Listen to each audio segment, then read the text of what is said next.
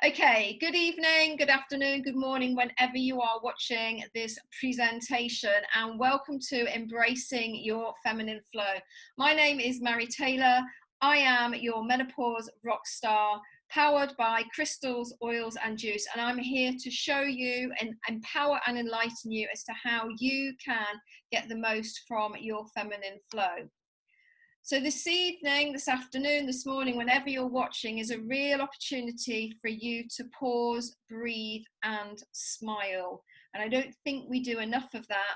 And depending on when you are actually watching this recording, we're actually recording in August 2020, when we are still in lockdown thanks to COVID-19. So I don't know when you are watching this, but this will have had a huge impact on many of us, emotionally, physically, spiritually, and as a result of all of that, hormonally. And this is one of the reasons that I wanted to collaborate with Hannah, because I know that she's another huge advocate of women's health and women's well-being, is that the last few months have probably played had quite a huge impact on many of us from a hormonal perspective, and you'll understand why as we go through. You know why, you're probably feeling it, but let's get into the nitty gritty. And the key here is, again, with the pause, breathe, smile, is the whole impact that stress and busyness has on our hormonal health.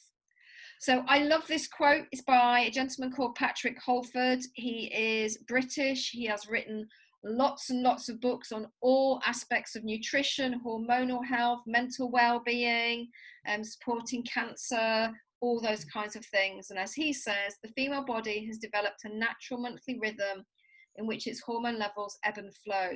This is as nature planned it, and provided a woman's diet, environment, and lifestyle conform to its natural design, no part of the female life cycle needs to be thought of as an illness or a disabling condition.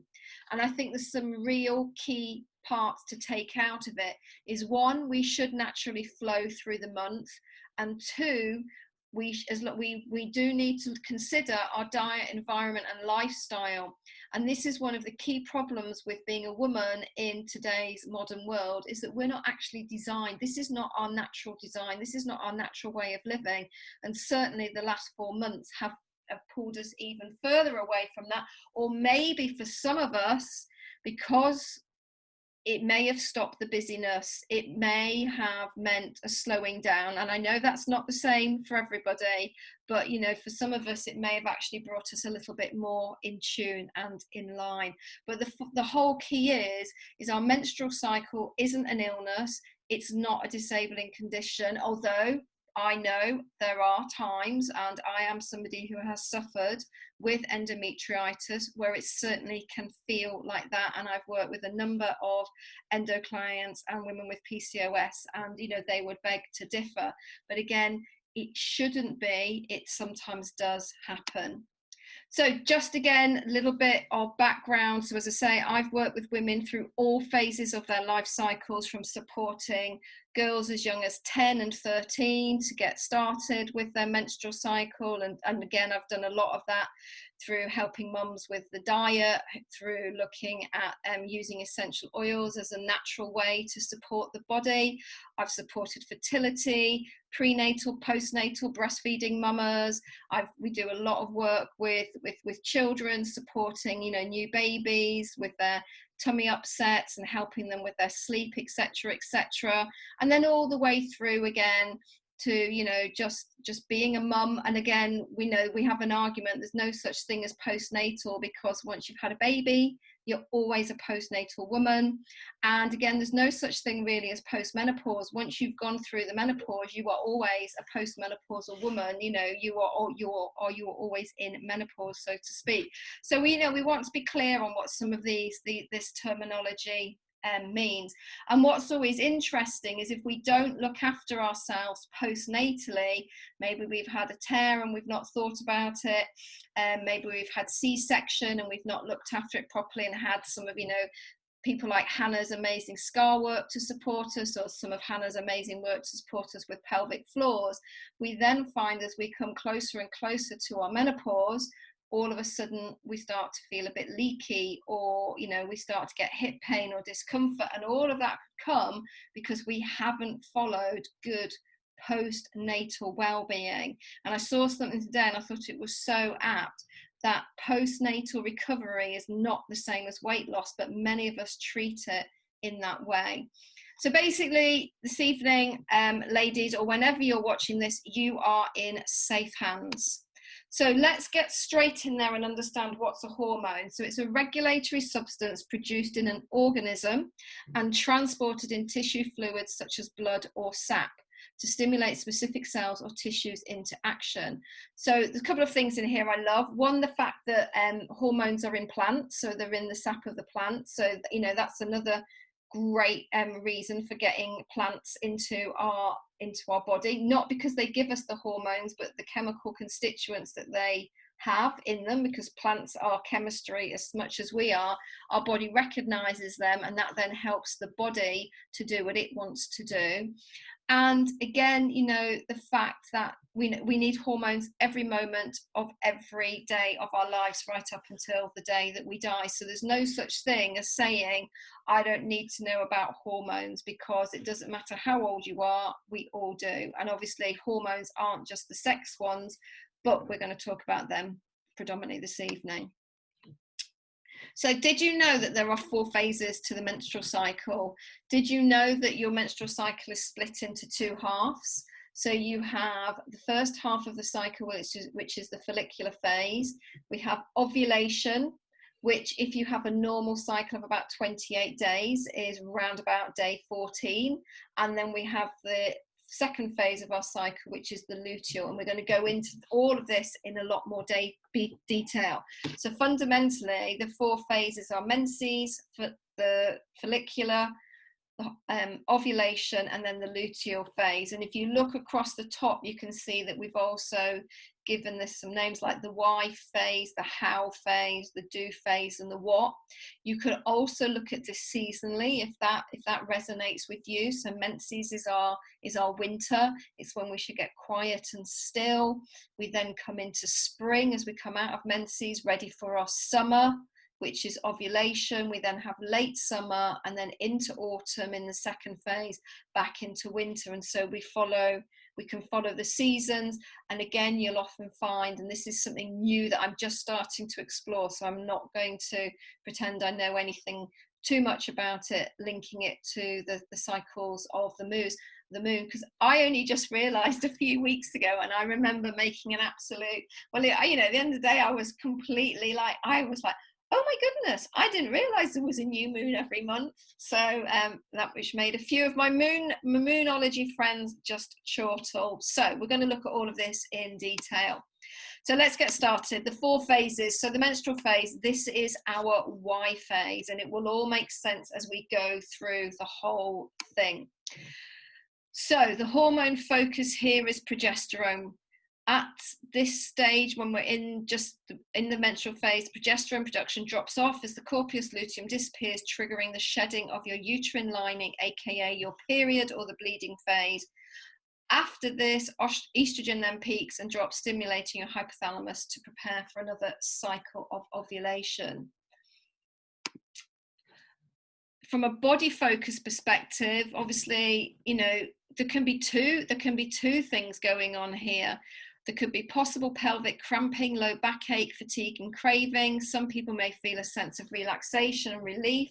Everyone's periods are very, very different. And, really a good period wants to be more than 3 days and probably maximum 7.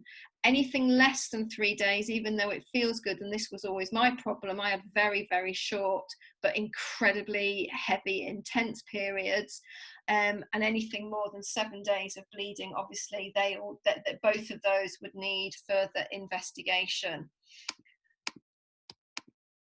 From a lifestyle perspective, and I know there's a lot up on this slide, this phase of our menstrual cycle is all about self-analysis. So this is the thing to really take away from this evening, this afternoon or morning, ladies, is that at each phase of your menstrual cycle, you have a different hormonal profile, you have a different lifestyle focus, you have different nutritional needs, and you also have different exercise and movement needs.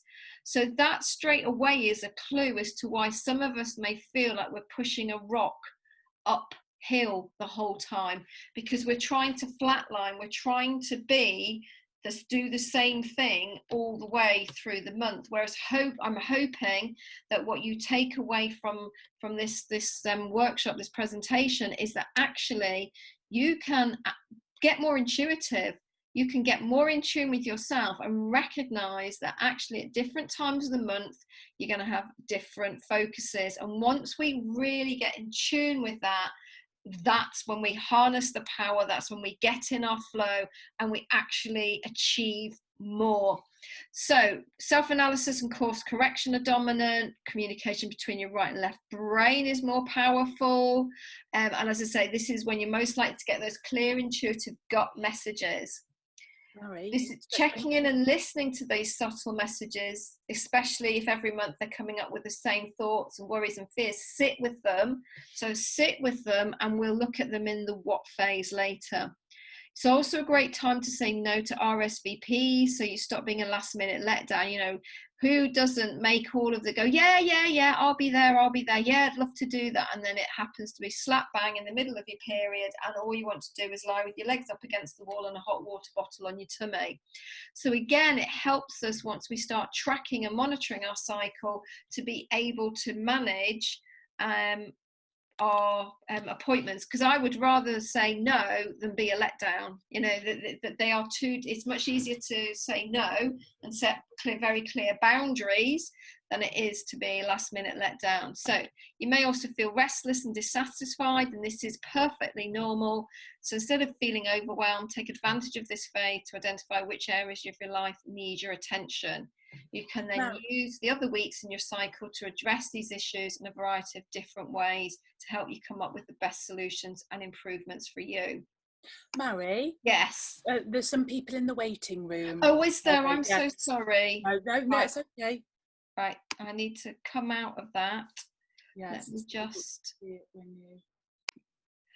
So just as a little recap and a reminder, is what we're focusing on in this presentation is looking at the 4 phases of the menstrual cycle and understanding that each phase has different energy, different hormone focus, different nutritional needs, and different exercise and movement needs. So it's really important that we understand that we as women have a cycle and an ebb and a flow, and the sooner we appreciate that, value it, and get to grips with it, the better. And you know, please don't think here, you know, I have only become enlightened in the last 4 or 5 years since I started really diving in deep with this kind of knowledge.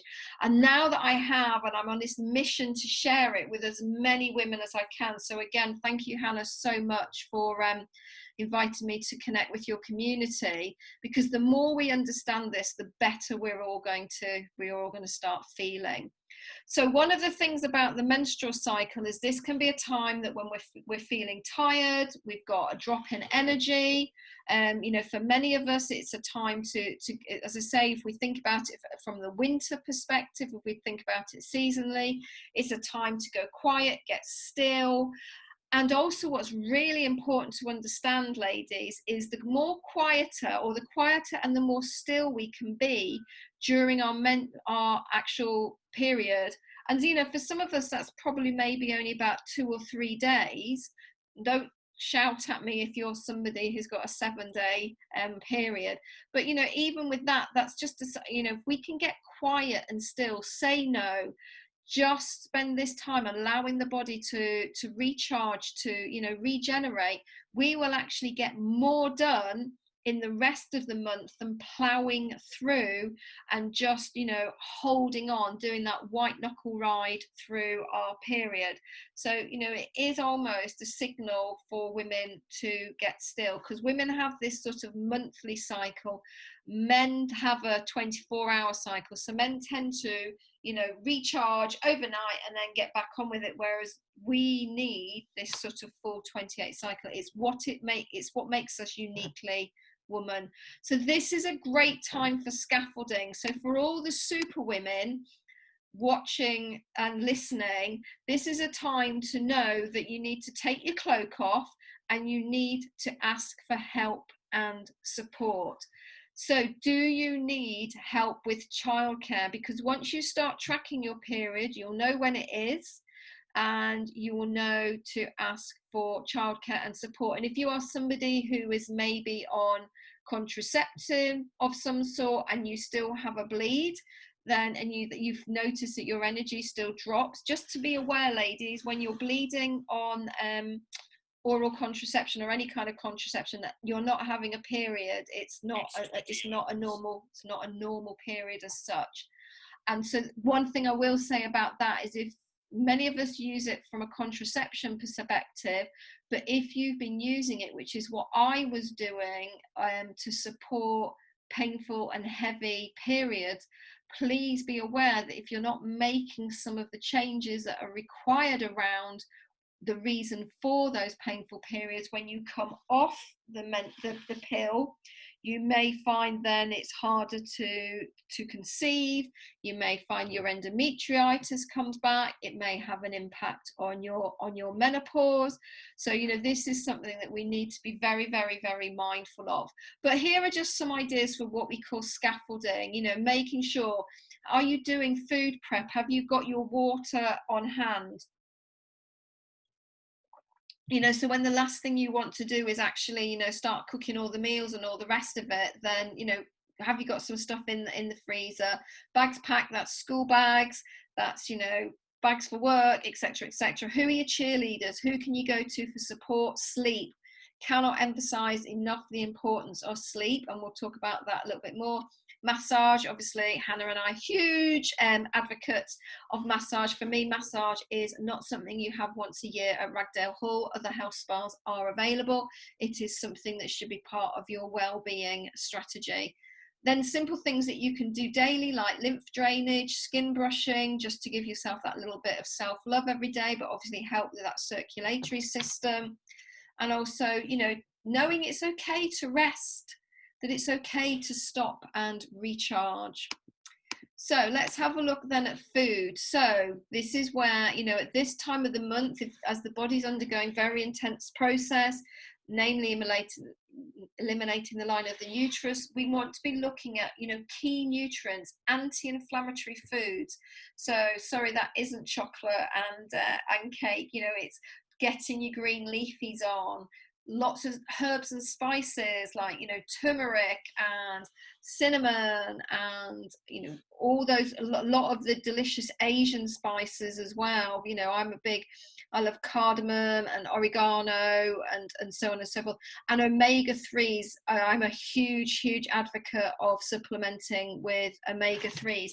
And if you are somebody like me who had a history of heavy, painful periods, then simply, I would up my dosage whilst I was menstruating to help with that sort of anti-inflammatory perspective. We also want to be making sure that we've got estrogen detox strategies, particularly if any of you are women with very, very heavy periods. Maybe you've got endometriosis, or you find that you've got very heavy, very globby, very clotty periods. Then you're maybe not detoxing your estrogen as well as you should be. And so then the cruciferous vegetables come in, and again, if you can't eat them, then maybe you can drink them, add them to a smoothie, hide them in your dinners. Again, what about your digestive function? Do we need to help you with your gut health? Are you able to actually absorb the nutrients? So if you're somebody that suffers with a lot of gas and bloating, constipation, etc., then there's ways that we can support you naturally. You want to be looking at low GI foods, so those are the foods, low sugar foods, water-rich fruits and veggies so that you are helping with that release, and as well looking at iron and zinc rich foods, which can include seafood and sea-based veggies. But that could be a handful of nuts and a date. One of my favorite go-to snacks is some natural, no sugar added nut butters. Again, you can get almond, you can get peanut. So if you've got a nut allergy, obviously you don't want to be doing that, but you can get sunflower seed, and just stuffing that into a date. That's a really delicious, easy snack. And again, we want to be deeply restoring the blood and the kidneys. And again, it might be a time for warming foods, purple foods, beetroots and berries. So I tend to have beetroot juice every evening, not while I'm in a hotel in lockdown in Scotland, but there you go. And but making sure you're getting your berries. So lots of ways to get those lovely red, deep purple, black foods into us. Okay, and then from an exercise perspective, for many of us, this is a time for R&R. It's permission to slow down, do some stretching, get your walking on, and as you move towards the end of bleeding, you can start to amp up your activity according to how you're feeling. So, this for me is an important time to recognize that it's okay to get quiet and still in more ways than one. And I would always be the one in the gym. People would be going, oh, I feel so weak, and I'd be like, where are you in your menstrual cycle? And they'd all look at me like I was some kind of crazy woman. But you'll see as we go through the rest of the slides that it can have an impact.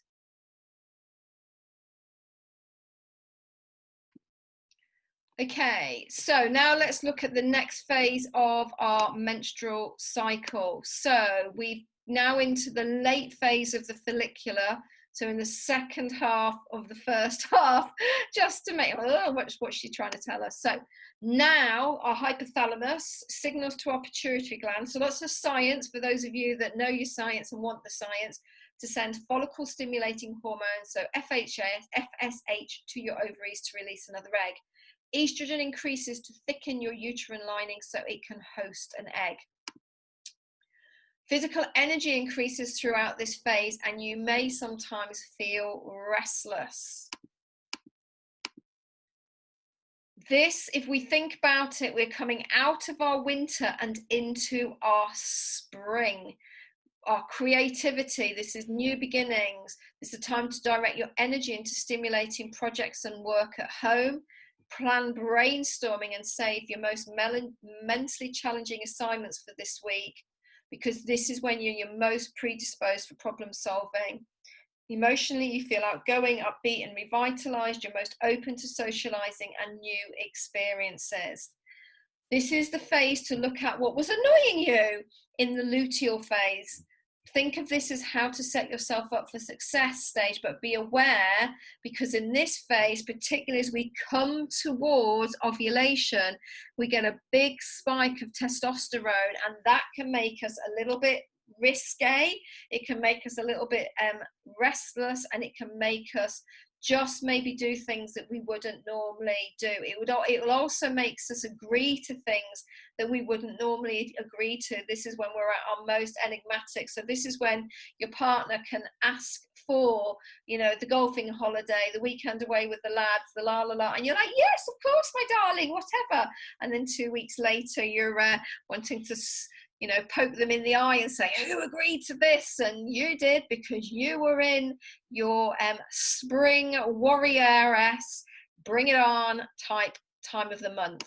Okay, just move through that one. And then again, in terms of food, fresh, vibrant, light foods. So again, you want to make sure you've got anti-inflammatory foods, and this is a time for optimal fat. Yes, I am giving you permission to have good fat in your diet. So I'm not talking snacks and all the rest of it. Do not be afraid of fat in your diet. And we're looking here at like I have butter on my steamed veggies, coconut oil, having some nuts, so please do not be afraid of fat, because we need fat for our brain health, we need fat for our hormonal well-being, we need fat for good moods as well. I can definitely tell within days of, if I stop taking my omega-3s, for example, I can feel an absolute change in my moods. Exercise, so late week 1 and 2, this is time to try something new. Remember, now you're in your spring, you're up for anything, you're comfortable being out of your comfort zone, and you've got the energy for more challenging workouts. It's the best time for high energy, masculine energy, competition and increased training load intensity. As I said, look at strength and agility, but be aware. So this is where all of a sudden you're in the gym and you're like, oh, or you're doing a workout and you're like, yeah, I'm in my groove, or running, whatever it is you do, and you're just in that flow and you've got the energy for it. Particularly if you have looked after yourself during menses, you've taken time to recharge, you've taken time to be still and be quiet, you've nourished your body, you've nourished your mind, you're going to be like, I'm going to say Linford Christie, but that shows how old I am. What's the other sprinter called with the, oh my God, my brain's gone. But you are going to come out of those starting blocks fully energized, ready to take on the world. But again, just make sure you don't do anything silly with your weights or whatever whilst you've got that testosterone going. Yeah, bring it on. So as I say, you can push your training, etc., etc. Okay. So I'm going to carry on and I'll pause in a moment. So now we've had our menses. We've come out of that. We've got this lovely, we should see this really nice rise of our estrogen, this peak of our testosterone, and then we come into the ovulatory phase. So this is in our summer. So the Venus week, as I said, is when we're at our most enigmatic. This is when we again ask for the pay rise. This is when waitresses, particularly just around ovulation, is when they get the most tips, because we are, our pheromones, we are just signaling, enigmatic, vavavoom, complete Venus energy. But what you can see at ovulation is we get this switch over, we get this drop. And then what we should see is this lovely rise of progesterone in the second half of our cycle. And progesterone is our balancing hormone. It does lots of other things, and that's all in the other presentation that I run. But what often happens is you're on the second half of your cycle, your progesterone should be higher than your estrogen. But what happens for many women is that estrogen can be dominant or bullying, or their progesterone can be low and lazy. And so we have this the other way around. And this is why for many women, the second half of their cycle can just feel absolutely awful. They're cranky, they're irritable, they're angry, they feel down and depressed. And what we need to understand is your progesterone lazy or is your estrogen dominant? And diet, lifestyle, your skincare products, all of those things can have an impact on your estrogen. Do you go for a poo every day? If you're not doing a good poop every day, that will have an impact on this balance here, because basically with estrogen, we should use it and lose it. It should get metabolized by the liver and then pooped out of the body. But if your liver is blocked up, if your liver isn't doing its job properly, maybe because you're on medication or you drink too much alcohol, I said it, or you've not got enough fiber in your diet, not drinking enough water, then those metabolites get reabsorbed back into the body and they block the cell receptors, and we end up with this sort of excess estrogen. So let's have a look then at the ovulatory. This is your do phase. So as I said, you get a sharp rise in FSH, followed by an increase in your luteinizing hormone, which stimulates an egg to burst and travel to the uterus. Estrogen continues to increase, further thickening the uterine lining and supporting the growth of immune system cells in the uterus. Testosterone takes a quick surge and drops again right around ovulation. You may feel pelvic pain. So some women are able to tell you when they're ovulating, I never that wasn't me for sure. And sometimes as well, because we ovulate from each, you know, the different ovaries. So 1 month it's the left, 1 month it's the right. So some people may feel every other month things don't feel so great. But also for some women, some will get a surge of energy, some may feel depleted, some may have cravings, and this may also be a time of mid-cycle migraine. So if you are somebody who suffers from regular headaches and migraines, it might be worth starting to track where they are in your cycle, because for some of us they can be mid, some of us they can be towards the end of the second phase of our cycle, and we need to obviously then investigate and look at all of that. Because if you then end up in this vicious cycle where you're taking constant headache pills to manage the headaches, that then has an impact on your liver, and we end up sort of a little bit stuck. So the lifestyle focus here, this is all about connecting with the community. This is the time to have important conversations, write that proposal. Again, as I say, time to have those challenging conversations, as you will be better able to hear and share your thoughts and opinions. So this is what we call sort of mother energy as well, because if we're in good mother energy, not tyrannical or stressed out, worn out mother energy, then we're much more open to listening, to having good conversations, and there's less need for scaffolding here. Food focus, you've got lots of natural energy and your mood is stable because of all of the estrogen that's been floating around just before ovulation. So you don't need to be eating lots and lots and lots of carbs for energy. Again, it's a good time for optimal fat. Again, lots of veggies, the fiber aids elimination to ensure your body is metabolizing. And, you know, we want to have fruit as well. One thing to be aware of is that we want high levels of the antioxidant glutathione, which we find in fruit, because that supports the first phase of detoxification in the liver. But too much fruit fiber for some women, and I was one of them, can affect your progesterone levels. So if you are somebody that's suffering with really heavy periods, and I have just had this experience with one of my recent clients, is she actually reduced her fruit intake, and we did some other things as well. So, you know, I'm kind of mindful that there was a number of cofactors going on, but she is finding that her periods are so much less painful because she swapped to eating more vegetables and less fruit. And energy levels should be at their max, so you're primed to take again on more strenuous exercise, high impact and group settings. You want to be with people, you want to be going on those runs, those jogs, you know, because that's how you're feeling you want to do. It's all about being in and around other people. So I'll just crack on. Hannah can jump in if needs to. And let's now look at the second half of the cycle. So now we're in the luteal, the what phase. This is after ovulation.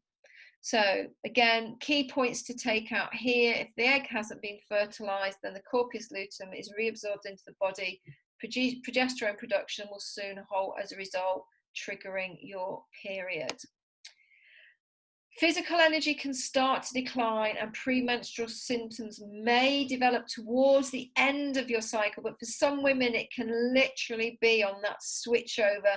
There's bloating, there's irritability, there's headache, there's mood swings, and there's cravings. So no wonder, you know, we think, you know, having periods and being a woman at sometimes is the worst thing possible, but we can, by doing everything else through the rest of the month and getting some of the things right, because, you know, the most important project you're ever going to work on is you, we can make a big difference to what is going on in the second half of the cycle.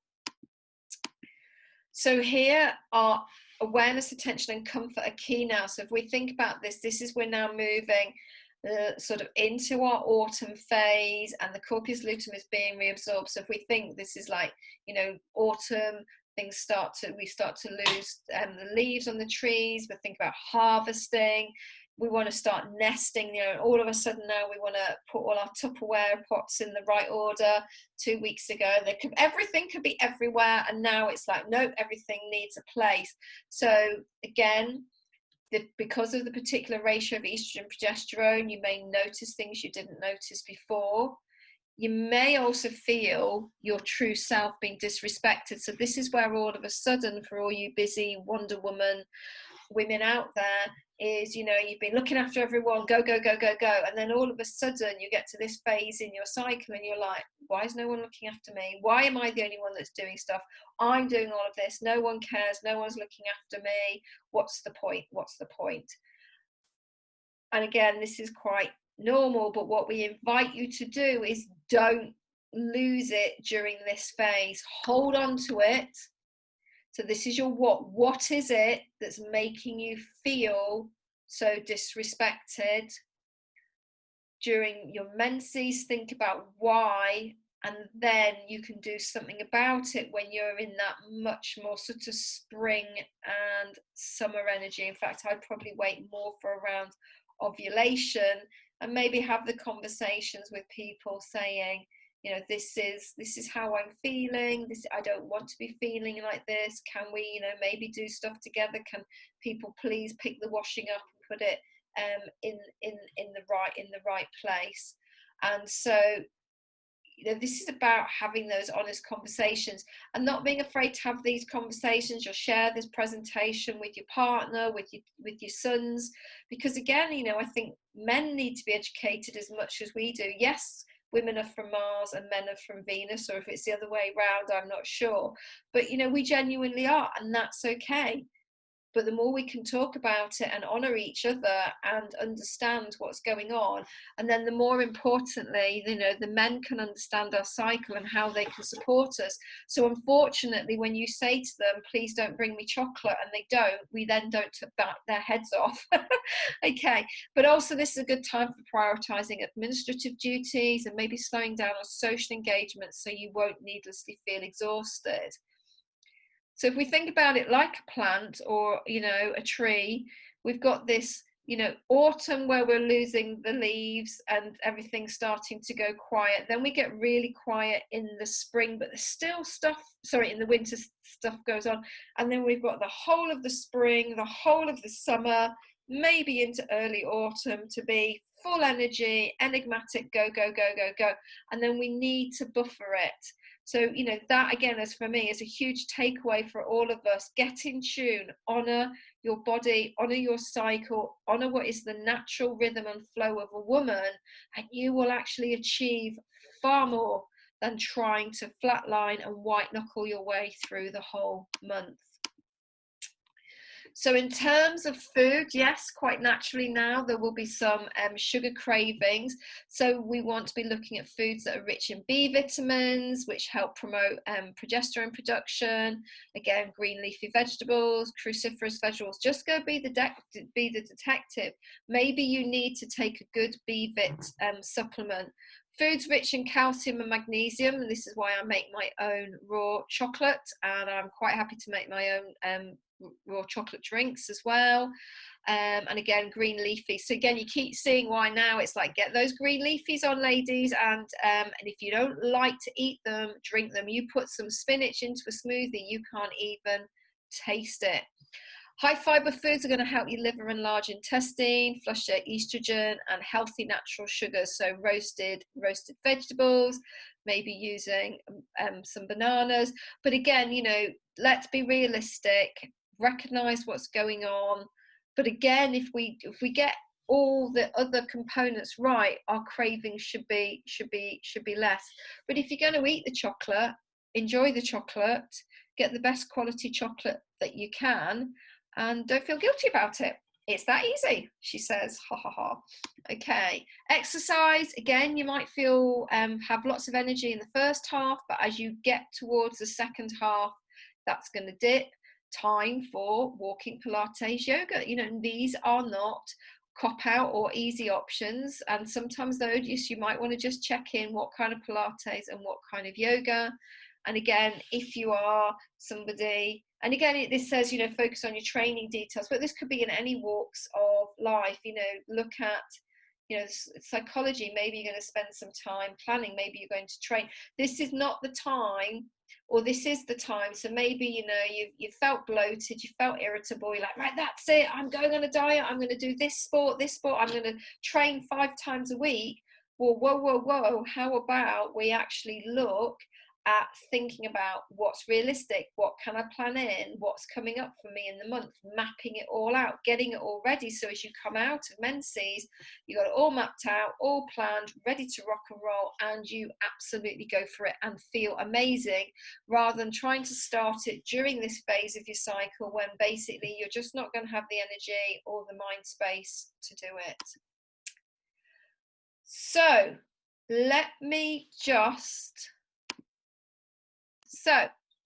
let's look at this in a big picture perspective. There are so many ways that we can actually, through our lifestyle, intervene to preserve and restore our vavavoom, because, you know, as I said, you know, I'm the menopause rock star. It's all about rocking our lives. It is about, you know, living and enjoying being who we are as we are in the bodies that we have been gifted. And we don't want to be spending half of our month, for some women, feeling just absolutely awful.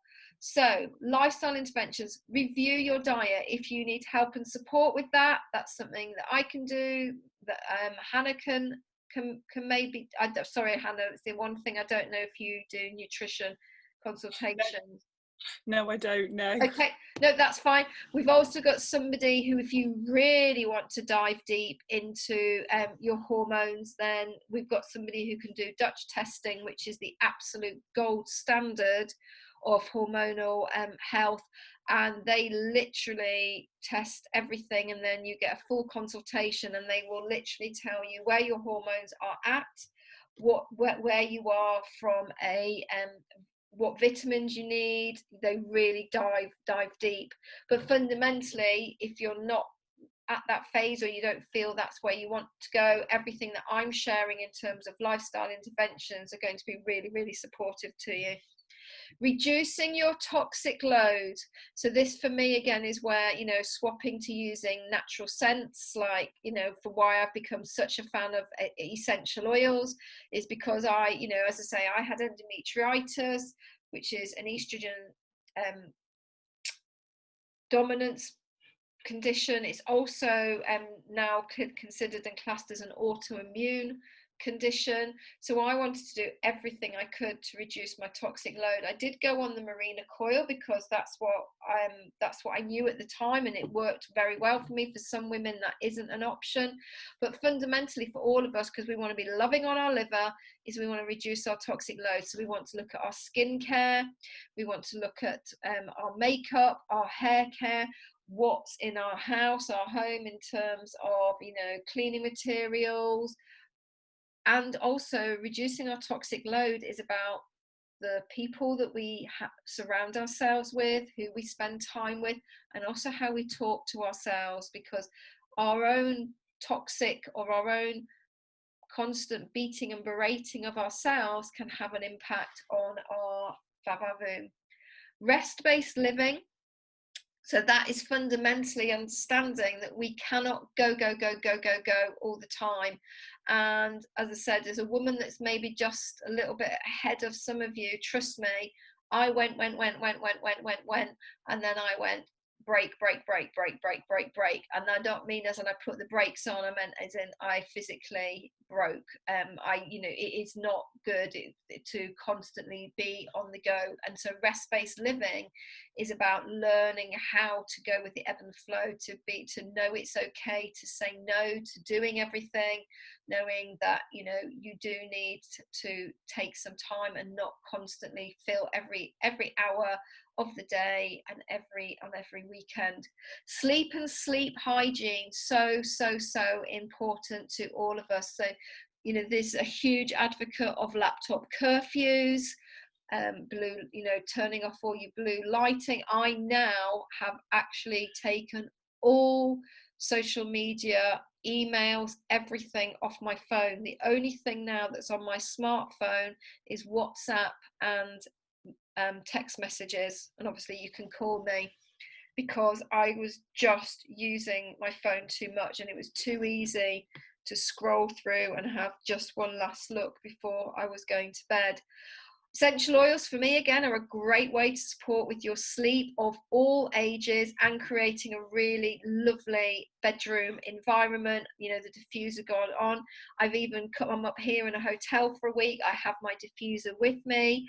I've got all my sleep oils with me. I've got my cleansing oils with me. I put essential oils on before I go to bed. You know, maybe you want to have an Epsom salt bath. That's another great way of getting your magnesium on, which is great for supporting your sleep.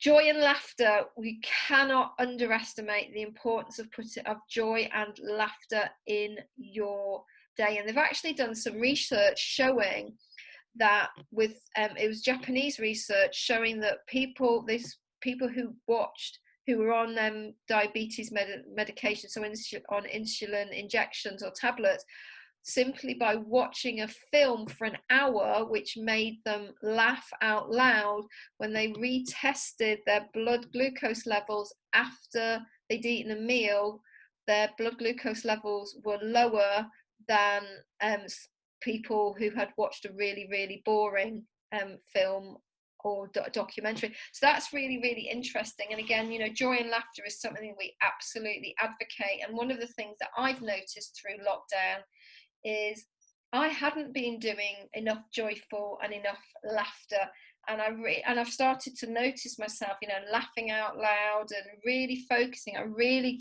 have taken this time to focus on bringing that up, and I know that might not be the case for everybody, and you know, I don't know what everybody's jobs are in here, and I've certainly, you know, I've been working all through this lockdown period, but raising my joy quota, getting out in nature, there's another way for me, but laughing, finding things, watching funny films and watching funny programs, just laughing with my partner, you know, just lightening the load.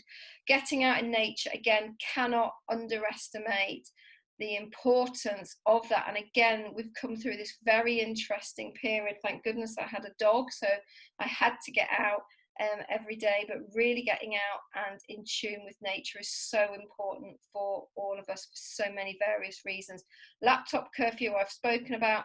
Meditation is really important, and orgasm as well is really important for supporting our physical, emotional and spiritual well-being. There you go, it's on prescription. So how do you create fabulous hormones? Stress management. So again, we can help and support you with doing that. If you know, maybe that's another workshop, Hannah, that we want to think about. Nutrition and hydration for vitality.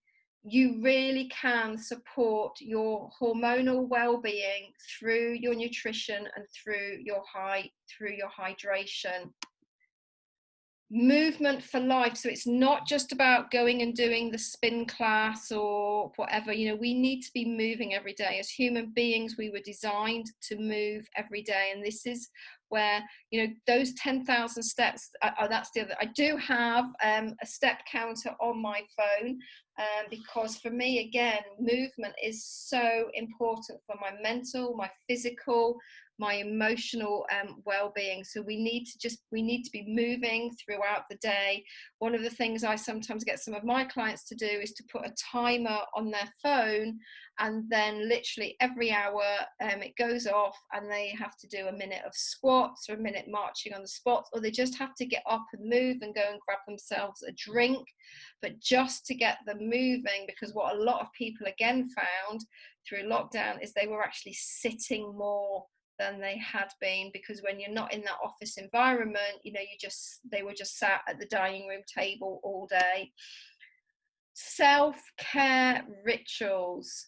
Where in the day are you finding those micro moments? For me, nutrition and hydration are self-care. Are you nourishing yourself? Drinking water is a self-care ritual. Going out for a walk in nature is a self-care ritual. It doesn't have to all be spas and expensive things, you know, making your own or using essential oils as your skincare, and really choosing, you know, what you're going to use that day to support you emotionally and physically. So many little ways you can put them in. Reducing your toxicant load. So again, we've spoken about your, what goes on your skin. I think there's something like, the average woman's got like 200 different chemicals on her skin before she leaves the house most mornings. By the time she's done her hair, put on her makeup, used her deodorant, maybe it's in her washing powder or in the material of the clothes that she's wearing, sprayed some perfume and walked through, those plugins and all the rest of it. And that, and then she gets out.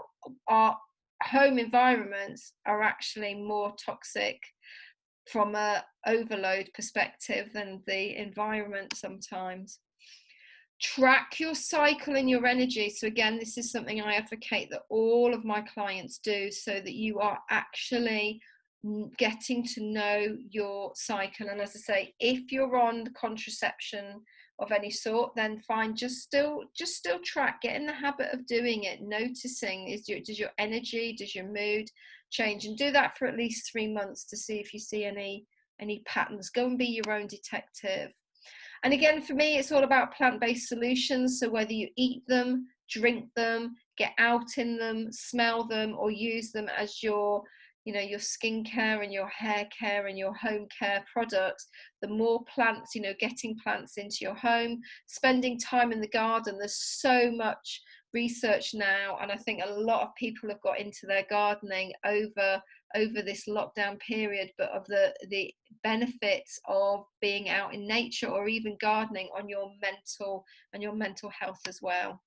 So the next steps then are really over to you to choose and see from there which elements has resonated with you. Obviously you can go back and listen again and really decide which components you know that you can manage and fit into your lifestyle.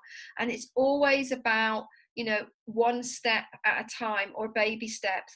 There is no expectation, and nor would I want anybody tomorrow to go, right, I'm doing this, and this, particularly if I'm talking to you when you're in, a certain phase of your cycling. You're like, that's it, I'm going to change my life. And then 2 days later you've not done any of it, and then we feel like a failure, and then we feel guilty, and then we end up back in a negative cycle. So maybe just choose 1 or 2 things, and that could be as simple as, I'm going to drink more water, or tomorrow I'm going to make sure that I move more than I have done, and I'm going to start tracking my steps. So I'm going to finish the recording there. So thank you so much.